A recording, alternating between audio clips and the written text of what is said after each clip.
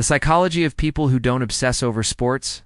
Have you ever noticed something strange about yourself? When people around you talk about sports, their voices get louder, their emotions get stronger, their attention becomes completely focused. They argue about teams. They celebrate victories. They feel devastated after losses. But you watch it happen and feel almost nothing. No excitement, no obsession, no emotional investment. And sometimes you wonder, is something wrong with me? But here's the truth, there isn't. Because the way people connect with sports is deeply psychological. Sports are not just games. They are emotional systems, social rituals, identity structures. For many people, sports are not simply about watching a ball move across a field. They're about belonging. When people support a team, their brain often treats that team as part of their identity. The team becomes us, and the opposing team becomes them. That may sound simple, but psychologically, it's powerful because the human brain has always been wired for group identity, long before modern life. Humans survived in tribes. Belonging to a group meant protection, food, safety, survival, and because of that, the brain evolved to care deeply about who belongs to our side and who belongs to the other side. Sports recreate that structure in a modern symbolic form. Two sides, two identities. One winner, and for many people, that awakens something ancient. Competition feels meaningful. Victory feels shared. Loss feels personal.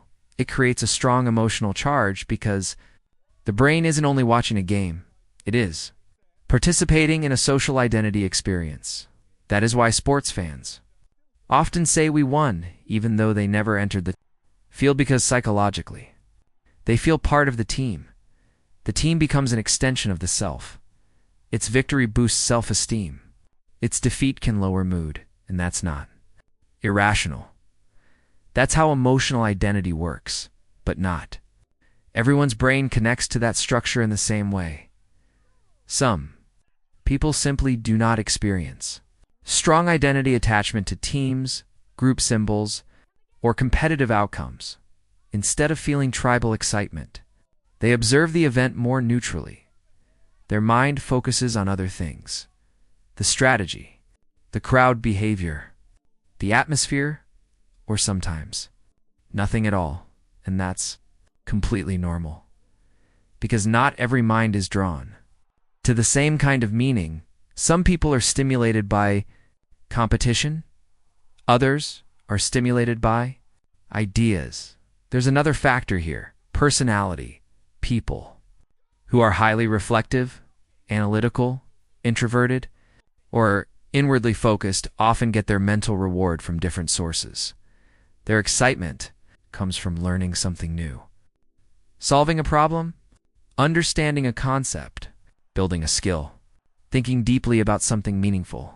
They may not feel the same thrill from watching a competitive event because their nervous system isn't wired to extract reward from that kind of stimulation.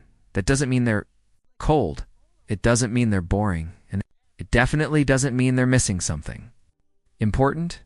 It just means their attention attaches itself to different things. This is important because people often assume that if you don't care about sports, you must be antisocial, detached, or disconnected from normal culture. But that assumption is shallow, eh? Person who feels nothing for a football match may feel deeply alive while listening to music, reading philosophy, designing something, learning history, or exploring ideas no one else around them seems to care about. Excitement is personal, passion is personal, meaning is personal, and the brain follows meaning.